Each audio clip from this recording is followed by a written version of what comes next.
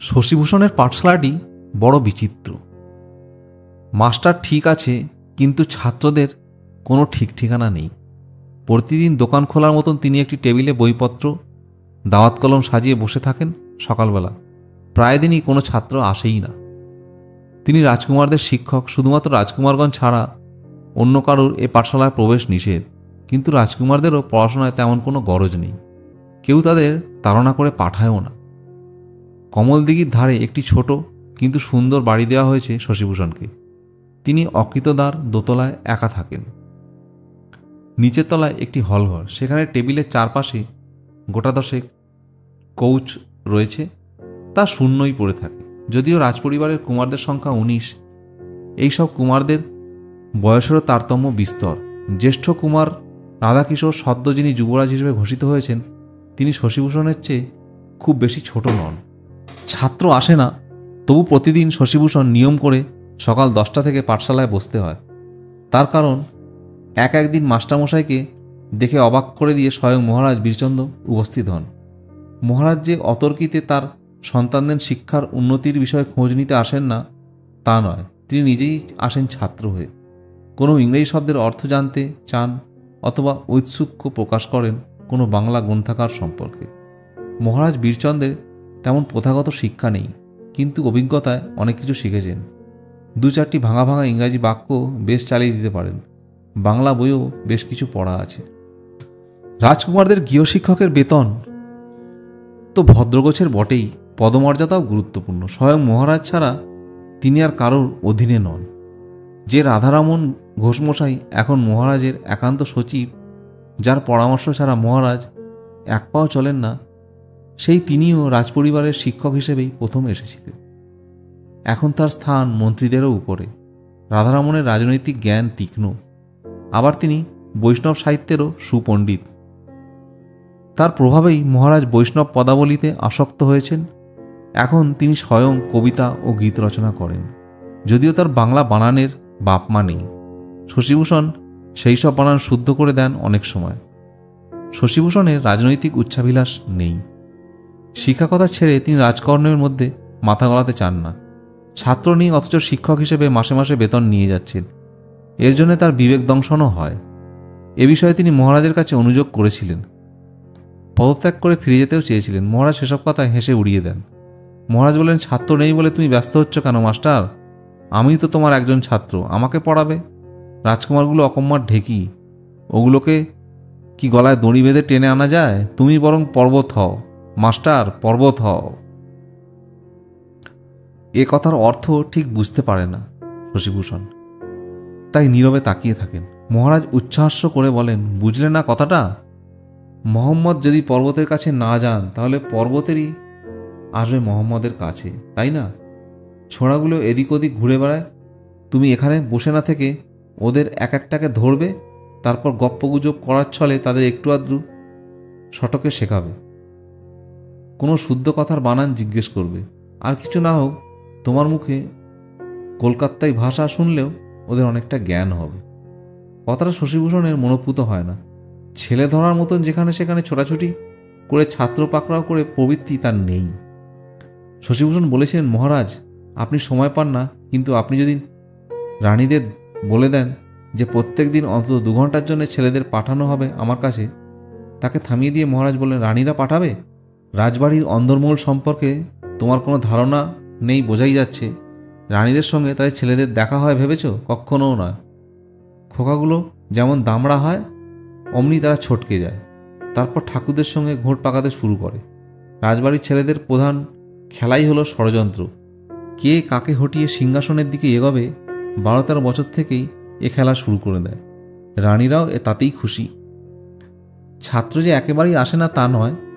কুমার সমরেন্দ্রচন্দ্র আসেন মাঝে মাঝে।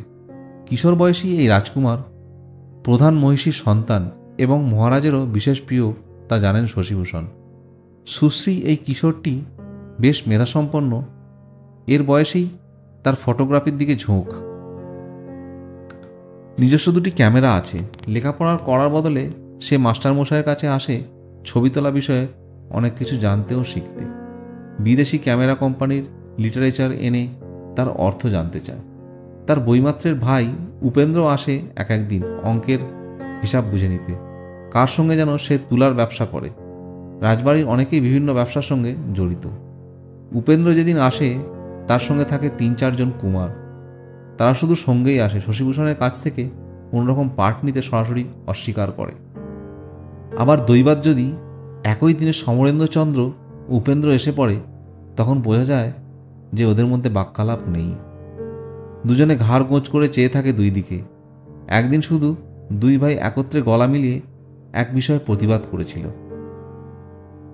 এখানকার একটি কিশোরকে শশীভূষণের বিশেষ পছন্দ। চিনে বাদামের মতো গায়ের রং, সুঠাম চেহারা, চক্ষু দুটি যেন কাজল টানা।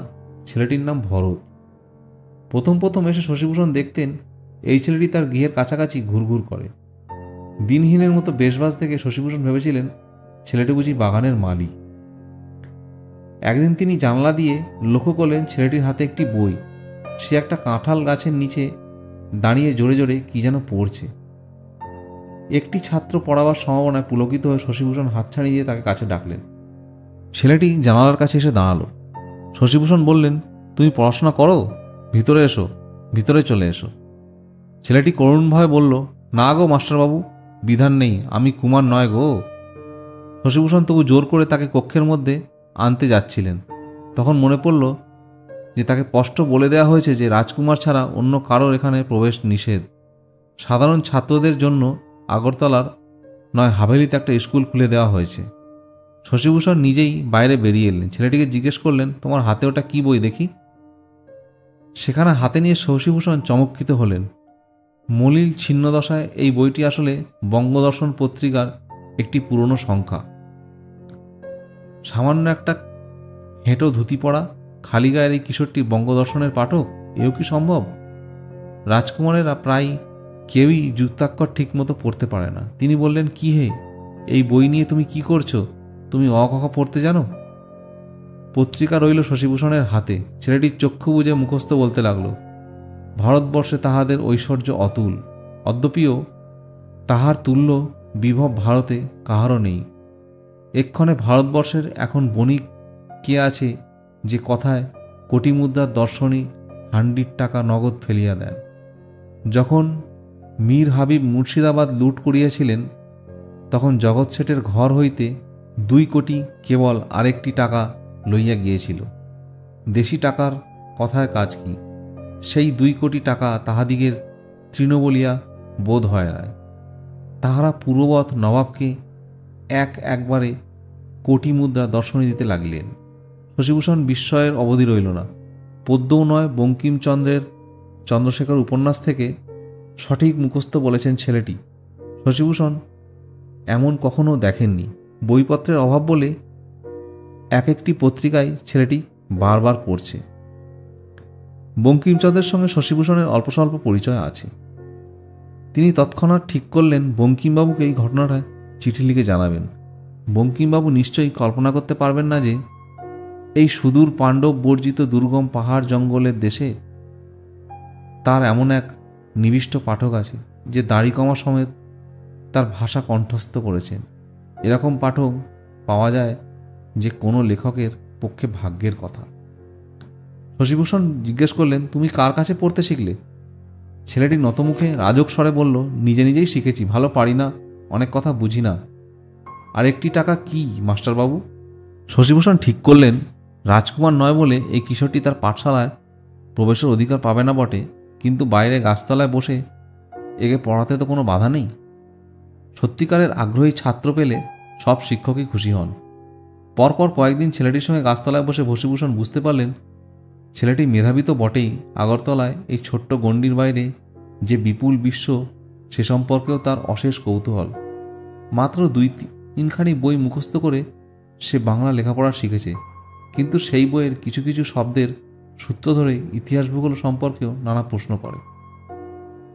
ছেলেটির সঙ্গে মিশে শশীভূষণ উপলব্ধি করলেন মানুষের জীবনের গতি প্রকৃতি কি দুর্বোধ্য।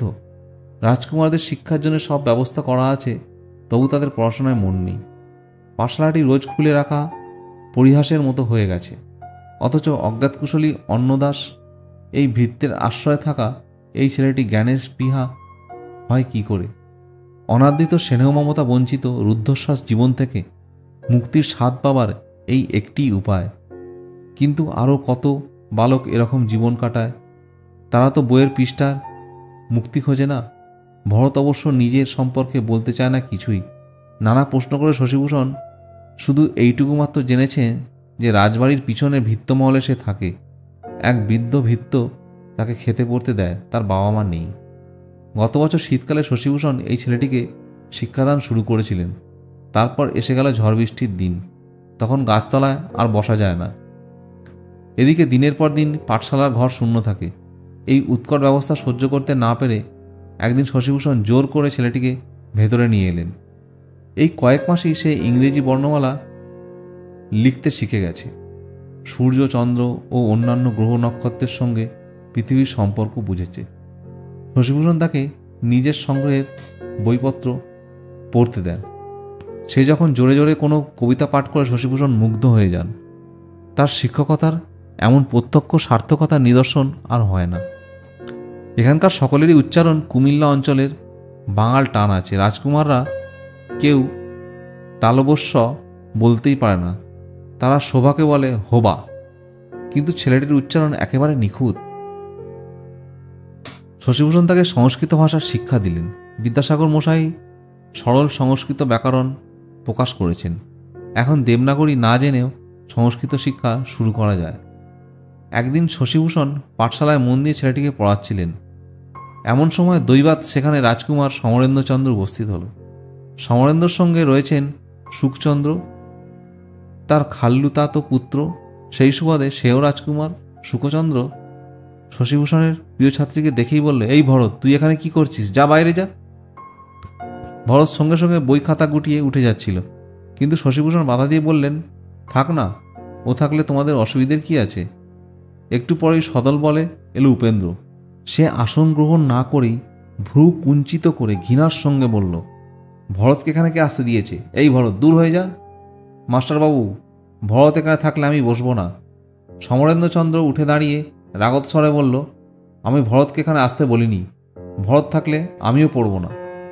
শশীভূষণ যথেষ্ট বিরক্ত হলেও শান্তভাবে জিজ্ঞেস করলেন, ও তো তোমাদের কোনো বিঘ্ন সৃষ্টি করেনি, তোমরা এত উত্তেজিত হচ্ছ কেন? উপেন্দ্র তাচ্ছিল্যর সঙ্গে বলল, কাছুয়ার ছেলে, ও বেটার এত সাহস কি করে? আমাদের সামনে ওর বসে থাকার হুকুম নেই। শশীভূষণ আর কিছু বলার সুযোগ পেল না। ভরত এর মধ্যেই এক ছুটে বেরিয়ে গেছে। কাছুয়ার ছেলে অর্থাৎ ভরতের মা ছিলেন রাজার রক্ষিতা, কিন্তু রাজার ঔরসে তার জন্ম তো বটে, তাহলে সেও রাজকুমার। বিয়ের মন্ত্র পড়া হয়নি বলে তার জন্মটা অশুদ্ধ হয়ে গেল। শশীভূষণ শুনেছেন যে এই ত্রিপুরার কাইজাগ নানি ও হিকানা নানি, শান্তিগৃহীত ইত্যাদি নানা রকম বিবাহের প্রথা আছে। এর মধ্যে কোনো কোনো বিয়েতে মন্ত্রও লাগে না, মালা বদল করলেই হয়। মহারাজ বীরচন্দ্র ভরতের অকালমৃত মাকে যখন ধন্য করেছিলেন, তখন কি একদিনও তার গলায় একটি মালাও পরিয়ে দেননি? অন্য কুমারদের ভরতের প্রতি রাগের কারণও তিনি বুঝলেন। সিংহাসনের দাবি দাবার বৃদ্ধির প্রশ্ন তো আছেই। তাছাড়া সে একজন রাজকুমার, সিংহাসন পায় না, ক্রম অনুসারে তাদের রাজকোষ থেকে মাসোহারা দেবার ব্যবস্থা হয়। অনেকে মিলে ভাগ বসালে সেই মাসোহারাও কমে যাবে। কাছুয়ার সন্তানরা তাই অপঙ্গাক্তে। একটি আকস্মিক মিল খুঁজে পেয়ে শশীভূষণ বেশ কৌতুক বোধ করলেন। শকুন্তলার সঙ্গে রাজা দুষ্মন্তের তো মন্ত্র পড়ে বিবাহ হয়নি, মিলন হয়েছিল গান্ধর্ব মতে। কিন্তু শকুন্তলার সন্তান ভরতকে তো কেউ যরাজ বলে না। সেই ভরত প্রেমের সন্তান। এই ভরতই বা রাজকুমারদের স্বীকৃত পাবে না কেন? পরদিন ভরত পালিয়ে পালিয়ে বেড়াচ্ছিল। শশীভূষণ তাকে ধরে অনেক বোঝানোর চেষ্টা করলেন, কিন্তু ভরত দারুণ ভীতুর মতো প্রবলভাবে মাথা নাড়ে। তার মর্মান্তিক অভিজ্ঞতা আছে। আরও অল্প বয়সে সে রাজকুমারদের কাছে অনেক চর থাপ্পড় খেয়েছে। তার মায়ের মৃত্যু হয়েছে বহুদিন আগে। মাকে তাই তার মনেও নেই। মহারাজাকেও চেনেন না। ভিত্তমলে ঠাঁই না পেলে তাকে পথের ভিখারি হতে হতো। তার ধারণা যে এখন পিতৃ পরিচয় দিতে গেলে রাজকুমারদের চেলাচামুন্ডারা তাকে খুনই করে ফেলবে। শশীভূষণ বললেন, তুমি স্বয়ং মহারাজকে গিয়ে ধরো। আর কিছু চাইতে হবে না, তুমি শুধু এই পাঠশালায় এসে শিক্ষা নেবার অধিকার চাও। তুমি রাজকুমার, তোমার সে অধিকার থাকবে না কেন? মহারাজ অনুমতি দিলে আর কেউ তোমাকে ঘাঁটাতে সাহস পাবে না। এক প্রবল বর্ষার সকালে মহারাজ বীরচন্দ্র এসেছিলেন এই পাঠশালায়। তিনি ইচ্ছা করলেই যখন তখন শশীভূষণকে তলব করতে পারেন, কিন্তু খামখেয়ালি মহারাজ বৃষ্টি ভিজে একা চলে এসেছেন। আগের রাত্রি তিনি একটা গান রচনা করেছেন, সেটা শশীভূষণকে দেখাতে চান। কিছুক্ষণ আলাপ আলোচনার পরে মহারাজ যখন আবার চলে যাচ্ছেন, তখন দ্বারের বাইরে দাঁড়িয়ে তার পায়ে হুমড়ি খেয়ে পড়ল ভরত। মহারাজ চমকিত হয়ে বললেন, আরে এটাকে এটাকে শশীভূষণের শেখানো মতো ভরত দীন নয়নে চেয়ে বললেন, মহারাজ, আমি আপনার অধম পুত্র, আমার নাম ভরত, আমি আপনাকে প্রণাম করারও সুযোগ পাই না দেবতা। ভরতের মুখ মহারাজের অপরিচিত, তবু সে যেন আত্মজ শুনে তিনি অবাক হলেন। স্মিতমুখে সুদর্শন কিশোরটির দিকে চেয়ে তিনি জিজ্ঞেস করলেন, তোর মায়ের নাম কী রে? ভরত যুক্ত হাত কপালে ঠেকিয়ে বললেন, আমার মা স্বর্গে গেছেন, তার নাম ছিল কিরণবালা দেবতা। মহারাজ ঊর্ধ্বনেত্র হয়ে ক্ষণকাল চিন্তা করলেন। এই ছেলেটির মা খুব সম্ভবত আসামের কন্যা। আসামের সন্তানরা পিতাকে দেবতা বলে সম্বোধন করে। কিরণবালা কিরণবালা নামটা একেবারে অপরিচিত নয়। একটা অস্পষ্ট মুখও মনে পড়ছে। কেন মনে পড়ছে? অনেককাল আগে হারিয়ে যাওয়া একটা নারী, সে রানীও ছিল না, তবু যেন মনে পড়ে সে হিহি করে খুব হাসত। মনে আছে সেই হাসির জন্যই, হ্যাঁ, কিরণবালা একটি সন্তানের জন্ম দিয়েই মারা গিয়েছিল বটে। অবৈধ সন্তানের প্রতিও মহারাজের কিছুটা দুর্বলতা আছে। এরা তার পৌরস্যের জীবন্ত প্রমাণ। ভরতের দিকে হাত বাড়িয়ে তিনি বললেন, ওঠ, তুই কি চাস আমার কাছে? ভরত চুপ করে রইল। তখন অন্তরাল থেকে বেরিয়ে শশীভূষণ বললেন, মহারাজ, এই ছেলেটি পাঠে বড় মনোযোগী, এর মধ্যেই যথেষ্ট লেখাপড়া শিখেছে, সুযোগ পেলে অনেক উন্নতিও করতে পারে। মহারাজ হেসে বললেন, শালুকের মধ্যে পদ্মফুল নাকি? তার লেখাপড়া শিখতে চায়, শিখুক। মাস্টার, যদি পারো তোকে দুপাতা ইংরাজি পড়িয়ে দিও। পলিটিক্যাল এজেন্টদের সঙ্গে কথাবার্তা বলতে যদি সক্ষম হয়, ওকে আমি চাকরি দিয়ে দেব। মহারাজের অনুমতি পাওয়ার পর ভরতের অবস্থার অনেক পরিবর্তন ঘটে গেল। পাঠশালায় বসার অধিকার তো সে পেলই, তাছাড়া ভিত্তমহল থেকে সরিয়ে এনে তাকে দেয়া হলো সচিব মহোদয়ের বাড়ির একটি ঘর।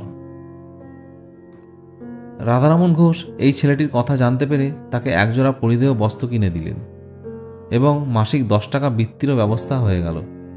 বিদ্যা উৎসাহী রাধারমণ নিজে একদিন ভারতকে পরীক্ষা করে সন্তুষ্ট হয়ে তাকে উপহার দিলেন 2খানি বাংলা বই। ভরত এখন শশীভূষণের পাঠশালায় নিয়মিত ছাত্র হলেও সে অন্য রাজকুমারদের সঙ্গে বসতে চায় না। বাল্যকাল থেকেই তার মনে ভয় বাসা বেঁধে আছে। সে উদ্ধত দুঃশীল রাজকুমারদের মুখোমুখি হতেও সাহস পায় না, তাদের এড়িয়ে চলে। শশীভূষণও অন্যদের অনুপস্থিতিতে ভরতের সঙ্গে সময় কাটাতে আনন্দ পান। শুধু বিদ্যাদানই নয়, শশীভূষণ ভরতের মনোজগতেও যে কি বিপুল পরিবর্তন ঘটিয়ে দিয়েছেন তা তিনি নিজেও জানেন না। হঠাৎ যেন এই পৃথিবীটা দারুণ রোমাঞ্চকর হয়ে উঠেছে তার কাছে। এক এক সময় অকারণেই তার গা ছমছম করে। তার বিশ্বাস ও ধ্যান ধারণার প্রবল নাড়া লেগেছে। শশীভূষণ তো শুধু বই পড়ান না, আরও অনেক কথা বলেন। এই পৃথিবীর নিচে পাতাল কিংবা নরক নেই, আকাশেরও কোথাও নেই স্বর্গ। নরক আর স্বর্গ আছে শুধু মানুষের মনে। মানুষ ইচ্ছা করলেই নিজের মনটাকে নরক থেকে স্বর্গে রূপান্তরিত করতে পারে। ভরত জিজ্ঞেস করলেন, স্বর্গ তাহলে কোথায়? ঠাকুর দেবতা কোথায় থাকেন? তা শুনে শশীভূষণ হেসেছিলেন। যখনই ঠাকুর দেবতার প্রসঙ্গ আসে তখনই হেসে ওঠেন শশীভূষণ। শুধু একদিন মা কালীর কথা শুনে রেগে উঠলেন। তারপর উচ্চারণ করে বললেন, একটা সাংঘাতিক কথা। এখানকার কালীবাড়িতে এক রাত্রে চোর এসেছিল। সোনার গয়না খুলে নেওয়ার জন্যই সে চোর মায়ের মূর্তির গায়ে হাত দিয়েছিল। অমনি মায়ের চোখ থেকে আগুন জ্বলে ওঠে, আর তো চিৎকার করে সেই চোর ছিটকে গিয়ে পড়ল মন্দিরের বাইরে। ধরফর করতে করতে সেখানেই মারা গেল। কয়েকদিন ধরে রাজধানীতে এই কাহিনী বলাবলি করেছে সবাই। কট্টর ব্রাহ্ম শশীভূষণ এসব গালগল্পে সহ্য করতে পারেন না। ভরত মহা উৎসাহী ঘটনাটি শশীভূষণকে শোনাতে যেতেই তিনি তীব্র ভৎসনার সুরে বলেছিলেন, ওসব কথা আমার সামনে কখনো উচ্চারণ করবে না। লেখাপড়া শিখছ, নিজে চিন্তা করতে শেখো। মাটির মূর্তির চোখে কখনো আগুন জ্বলতে পারে? পুরুতরা মিথ্যে কথা ছড়িয়েছিলেন। শুধু এই পর্যন্তই নয়, শশীভূষণ আরও বলেছিলেন যে কালী, দুর্গা, লক্ষ্মী, সরস্বতীর মূর্তিগুলো শুধু পুতুল, ঠাকুর দেবতা বলে কিছু নেই। এই বিশ্বের স্রষ্টা শুধু ঈশ্বর, তিনি নিরাকার। তার বউ ছেলে মেয়ে কেউ থাকতে পারে না। পড়াশোনার সময় ছাড়া অন্য সময় ভরত কমলদিঘির ধারে ঝোপেঝাড়ের মধ্যে একা শুয়ে থাকে। তার কোনো বন্ধু নেই ভিত্তমহলে, তবু আগে 2-4 জন তার সঙ্গে ভাবছিল। এখন আধা রাজকুমারের পদে উন্নতি হবার পরে তারাও তার সাথে কথা বলতে চায় না। পুরো রাজকুমাররাও তার সাথে মেশে না। ঝোপের মধ্যে শুয়ে ভরত এক দৃষ্টিতে চেয়ে থাকে আকাশের দিকে। একদিন জানত যে আকাশের ওই নীল জবনিকার ওপারে আছে স্বর্গ, সেখানে কোথাও রয়েছেন তার দুঃখিনী মা। কিন্তু মাস্টারমশাই বলেছেন স্বর্গ বলে কিছুই হয় না, তাহলে মা কোথায়? মা কালী বলেও কেউ নেই। মাস্টারমশাই অত বিদ্বান, তিনি কি মিথ্যে কথা বলবেন? অথচ মা কালী নেই, একথা ভাবতেই ভরতের ভয় হয়। যেন অলক্ষ্যে কোথাও থেকে মা কালী ভরতকে দেখেছেন, তিনি রাগ করবেন। কোথায় থাকে নিরাকার ঈশ্বর, কোনো দিন তাকে চোখে দেখা গেল না। মানুষ তাকে ডাকে কেন? হঠাৎ করে পায়ের আওয়াজ পেয়ে চমকে তাকালো ভরত। তার বুক ধকধক করছে। মাস্টারমশাইয়ের কথা শুনলেও তার বিশ্বাস কিংবা আতঙ্ক যায়নি। এবার বুঝি সত্যিই মা কালী আসছেন তাকে শাস্তি দিতে। সে দেখতে পেল একটি কিশোরীকে, তাতেও তার শঙ্কা গেল না, কারণ সে জানে ঠাকুর দেবতারা ইচ্ছা করলেই নানা রকম রূপ ধরতে পারেন। আর একটু কাছে আসার পর দেখা গেল 12-13 বছরের এই মেয়েটি কোনো ক্রমে গায়ে একটা শাড়ি জড়িয়ে আছে, আলুথালু চোখ দুটিতে ঝিকিমিকি দুটি, ওষ্ঠে ভিজে ভিজে হাসি মাখানো। বিস্ফোরিত নয়নে চেয়ে রইল ভরত। মেয়েটি কাছে এসে বলল, এই তুই কে রে? এখানে কি করছিস? ভরত কোনো উত্তর দিতে পারল না। দেবী না মানবী এখনও সে ঠিক বুঝতে পারছে না।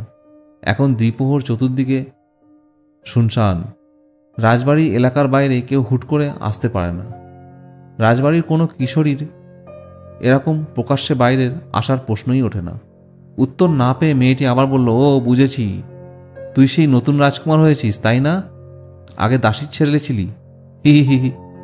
লবকার্তিক, রাজকুমার হয়েছিস তো চুল আঁচড়াসনি কেন? ভরত এবার আড়ষ্ট গলায় জিজ্ঞেস করলো, তুমি কে? কিশোরী অনেকখানি জিভ বার করলো, বলল, তোর তুই আমাকে চিনিস না? আমি খুমন। না না, আমার আর একটা ভালো নাম আছে, মনোমোহিনী। তুই গাছে উঠে জামরুল পাড়তে পারিস?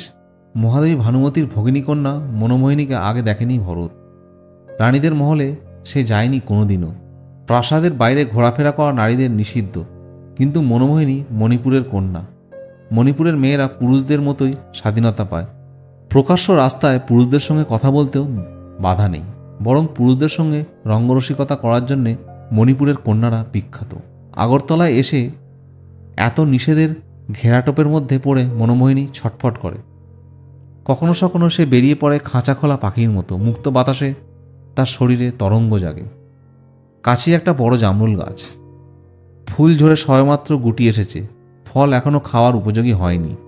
মনোমোহিনী সেই গাছতলায় দাঁড়িয়ে বলল, এই লবকার্তিক, আমায় কটা জামরুল পেড়ে দে না। ভরত দুদিকে মাথা নেড়ে বলল, আমি গাছে উঠতে পারি না। মনোমোহিনী চোখ ঘুরিয়ে বলল, তাহলে তুই কি পারিস? পাখি শিকার করতে জানিস?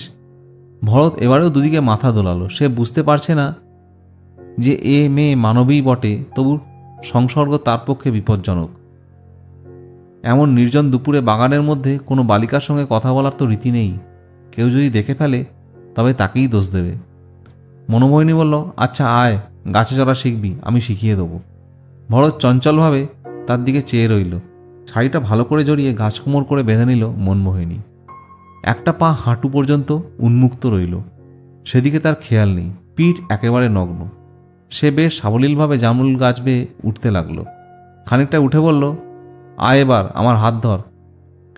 নির্বিশেষে সেদিকে চেয়ে রইল ভরত, যেন একটা ঢেউয়ে ভেসে যাচ্ছে বাস্তবতা। সে যেন এখানে আর উপস্থিত নেই। সে দেখতে পাচ্ছে বইয়ের পৃষ্ঠার কোনো কাহিনী। এবার মনোমোহিনী যেন বঙ্কিমচন্দ্রের উপন্যাসের কোনো নারী, শৈবালিনী। কিন্তু সে তো প্রতাপ নয়, সে ভরত। তার বুকের মধ্যে দুমদুম করে শব্দ হচ্ছে, জ্বালা করছে তার কান দুটি। এই দৃশ্যটিতে সে অনুপযুক্ত। সে উঠে অন্যদিকে হাঁটতে শুরু করলো। মনোমোহিনী নির্দ্বিধায় চেঁচিয়ে উঠল, এই এই কোথায় যাচ্ছিস? এই লবকার্তিক, পালাচ্ছিস কেন? আয়, শিগগিরই আয়, নইলে আমি নেমে গিয়ে তোর কাছা খুলে দেবো। এবারে জোরে ছুট দিয়ে জঙ্গলের মধ্যে লুকিয়ে গেল ভরত। গল্প এখানেই শেষ নয়, সামনে আরও চমক আছে। পরবর্তী ভিডিওতে দেখা হবে, সঙ্গে থাকুন।